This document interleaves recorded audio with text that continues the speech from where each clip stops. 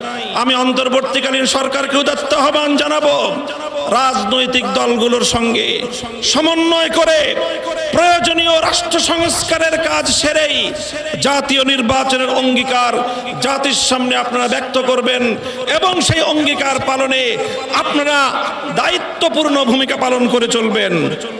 আমার ছাত্র জনতাকে আমি ধন্যবাদ জানাই, যারা বিগত সরকারের সবচেয়ে বড় অত্যাচার এবং বৈষম্যের হাতিয়ার বিচার বিভাগকে কলঙ্কিত করবার সেই প্রয়াসকে তারা নস্যাৎ করে দিয়েছে।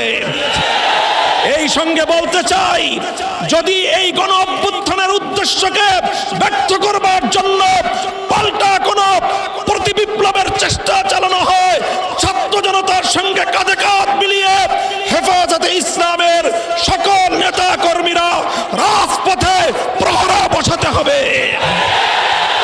যেভাবে ট্রাফিকিং ব্যবস্থার মাধ্যমে গোটা দেশে আমাদের ছাত্র জনতা নির্বিশেষে জনগণের যেইভাবে সেবা করে যাচ্ছে, স্বাগত জানাই। অনতিবিলম্বে ট্রাফিক পুলিশদেরকে দায়িত্বে নিয়োজিত করবার জন্য সরকার এবং প্রশাসনকে যথোপযুক্ত দায়িত্ব ভূমিকা পালন করার উদাত্ত আহ্বান জানাই। শ্রদ্ধা ভরে স্মরণ করছি 2009 সালের পিলখানা ট্র্যাজেডিতে নিহত সকল সামরিক কর্মকর্তা ও অন্যান্যদের। স্মরণ করছি 2013 সালে শাপলা চত্বরে গভীর রজনীতে জালিমের বুলেটের আঘাতে ঝাঁঝরা হওয়া আমার শহীদ ভাইদের। স্মরণ করছি 2014 সালের নির্বাচনের পূর্বে জালিমের নির্যাতনে নিহত সকল বিরোধী মতের শহীদদের। স্মরণ করছি 2021 সালের মোদি বিরোধী আন্দোলনে জালিম শাহীর নির্যাতনে নিহত আমার হেফাজতে ইসলামের কর্মী ভাইদের। স্মরণ করছি 2024 সালের কোটা বিরোধী ও বৈষম্য কোটা সংস্কার ও বৈষম্য বিরোধী ছাত্র গণ আন্দোলনের শাহাদাত প্রাপ্ত 5 শতাধিক আমার সেই তরুণ ছাত্র জনতা সহ সকল শহীদদের, তাদের সকলকে শ্রদ্ধা ভরে স্মরণ করি এবং এই সকল হত্যাকাণ্ডের বিচার দাবি করি। সেই সঙ্গে এই সকল শহীদদের পরিবার পরিজন এবং যারা আহত হয়ে হাসপাতাল এবং বিছানায় কাতরাচ্ছে, তাদের পাশে দাঁড়াবার জন্য দেশবাসীকে আহ্বান জানাই। সেই সঙ্গে আমি এই সকল হত্যাকাণ্ডের সঙ্গে জড়িত বিগত ফ্যাসিবাদী জালিম সরকার এবং এই হত্যাকাণ্ডের সঙ্গে সরাসরি জড়িত প্রশাসনের সকল ব্যক্তিদের, দায়ীদের বিচার করে তাদেরকে যথোপযুক্ত শাস্তির ব্যবস্থা নিশ্চিত করার। সাথী ও বন্ধুগণ, আজ এই হেফাজতে ইসলামের মঞ্চ থেকে অন্তর্বর্তীকালীন সরকারকে আমি স্বাগত জানাই, তাদেরকে আহ্বান জানাই। বলতে চাই, দেশ ও জনগণের পক্ষে আপনারা যে কাজ করবেন তার প্রতি আমাদের অকুণ্ঠ সমর্থন থাকবে। আমরা আশা করব দেশ, জাতি ও ইসলাম বিরোধী কোনো কাজে আপনারা পদক্ষেপ নেবেন না, আপনাদের দ্বারা সেই ধরনের কোনো কাজ হবে না। আমরা দেশবাসীর নিরাপত্তার প্রতি দৃষ্টি আকর্ষণ করতে চাই। সংখ্যালঘু ইন্ডাস্ট্রিয়াল এরিয়া, বিভিন্ন মার্কেট সহ ব্যবসা বাণিজ্যের স্থান, আবাসিক এলাকা, মহাসড়ক গুলোতে আমাদের হেফাজতে ইসলামের নেতাকর্মী, আলেম সমাজে দেশবাসীকে ভলেন্টিয়ারের দায়িত্ব পালন অব্যাহত রেখে দেশে শান্তি শৃঙ্খলা অব্যাহত রাখার জন্য যে কোনো ত্যাগ স্বীকার করতে আমি আহ্বান জানাই। সেই সঙ্গে সংখ্যালঘু ইস্যুটিকে অযথা অপ্রয়োজনে এটিকে গণমাধ্যমের সামনে অযাচিতভাবে উপস্থাপন করে দেশের ভাবমূর্তি ক্ষুণ্ণ না করার জন্য সংশ্লিষ্ট সকলের প্রতি আমি উদাত্ত আহ্বান জানাই।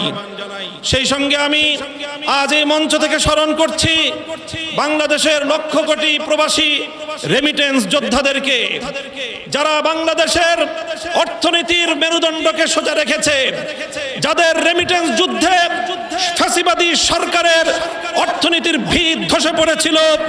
সুতরাং আবার তাদেরকে আমি আহ্বান জানাতে চাই, বাংলাদেশের প্রবাসীরা যারা যেখানে আছেন, আপনারা রেমিটেন্স পাঠিয়ে আমার দেশের নতুন সরকারকে সহযোগিতা করুন। দেশের অর্থনীতি পুনর্গঠনে আপনারা ভূমিকা পালন করবেন। সেই সঙ্গে আমি অন্তর্বর্তীকালীন সরকারকে উদাত্ত আহ্বান জানাতে চাই, রেজিম সরকারের বিরুদ্ধে বাংলাদেশের ছাত্র জনতার পাশাপাশি গোটা বিশ্ব জুড়ে আমাদের প্রবাসী ভাইয়েরা তারা রাজপথে নেমে এসেছিল। আন্দোলন সংগ্রাম করতে গিয়ে স্থানীয় রাষ্ট্রের আইন শৃঙ্খলা পরিপন্থী কাজ হয়ে যাওয়ায় তারা অনেকেই বন্দী জীবন যাপন করছে। কূটনৈতিক যোগাযোগের মাধ্যমে অতি দ্রুত তাদের সকলের পাশে দাঁড়িয়ে আমার সেই সকল প্রবাসী ভাইদেরকে মুক্ত করার ব্যবস্থা গ্রহণ করবেন। বৈষম্য বিরোধী আন্দোলনের প্রধান বৈশিষ্ট্য ছিল অভূতপূর্ব ঐক্য। এখানে স্কুল, কলেজ, ভার্সিটি থেকে আমার মাদ্রাসার ছাত্ররা পর্যন্ত যেভাবে টেকনাফ থেকে তেতুলিয়ায় হাতে হাত রেখে এক অভূতপূর্ব ঐক্যের মেল বন্ধন তৈরি করেছিল, পরাজিত শক্তি ঢুকে পড়ে আজকে মাদ্রাসা এবং জেনারেল শিক্ষার্থীদের মধ্যে ফাটল সৃষ্টি করবার অপচেষ্টা চালাচ্ছে। হেফাজতে ইসলামের পক্ষ থেকে সকল ছাত্র জনতার প্রতি আমি উদাত্ত আহ্বান জানাতে চাই, কোন ষড়যন্ত্রের মধ্যে আমরা পা দেব না, কোন ষড়যন্ত্র কানে তুলব না। আমাদের এই ঐক্যকে অটুট রাখতে হবে। আমাদের মঞ্জিল এখনো বহুদূর। আমাদের এই অর্জিত বিজয়কে মঞ্জিলে মাকসাদে পৌঁছাতে হলে আমাদেরকে আরো বহু পথ চলতে হবে। আমি অন্তর্বর্তীকালীন সরকারকে উদাত্ত আহ্বান জানাবো, রাজনৈতিক দলগুলোর সঙ্গে সমন্বয় করে প্রয়োজনীয় রাষ্ট্র সংস্কারের কাজ সেরেই জাতীয় নির্বাচনের অঙ্গীকার জাতির সামনে আপনারা ব্যক্ত করবেন এবং সেই অঙ্গীকার পালনে আপনারা দায়িত্বপূর্ণ ভূমিকা পালন করে চলবেন। পুলিশ সহ আইন শৃঙ্খলা রক্ষাকারী বাহিনীকে দায়িত্ব গ্রহণের অনুকূল পরিস্থিতি তৈরিতে আলেম সমাজের প্রতি উদাত্ত আহ্বান জানাচ্ছি। আপনারা দেশপ্রেমিক সশস্ত্র বাহিনীর সঙ্গে কাঁধে কাঁধ মিলিয়ে থানাগুলোকে নিরাপত্তা দিন। আইন শৃঙ্খলা রক্ষাকারী বাহিনীর সাধারণ যে সকল সদস্যরা নিহত হয়েছেন, নিরপরাধ যে সকল সদস্যরা এই গোলযোগে নিহত হয়েছেন, তাদের প্রতি আমি সহমর্মিতা জ্ঞাপন করছি। সেই সঙ্গে যেই সকল দুষ্কৃতিকারী অফিসারদের নির্দেশে এই সরল প্রাণ সাধারণ পুলিশ সদস্যদের জীবন গিয়েছে, এর জন্য তাদের উপযুক্ত বিচার বিভাগীয় তদন্তের মাধ্যমে শাস্তি নিশ্চিত করার উদাত্ত আহ্বান জানাচ্ছি। আমি হেফাজত, আলেম সমাজ ও বিরোধী মতের লোকদের বিরুদ্ধে দায়েরকৃত সকল মিথ্যা মামলা অনতিবিলম্বে প্রত্যাহার করার আমি জোর দাবি জানাচ্ছি। ছাত্র জনতার ফ্যাসিবাদ বিরোধী অভ্যুত্থানের উদ্দেশ্য বানচালের চেষ্টা চলছে, আজও চেষ্টা হয়েছে। আমার ছাত্র জনতাকে আমি ধন্যবাদ জানাই, যারা বিগত সরকারের সবচেয়ে বড় অত্যাচার এবং বৈষম্যের হাতিয়ার বিচার বিভাগকে কলঙ্কিত করবার সেই প্রয়াসকে তারা নস্যাৎ করে দিয়েছে।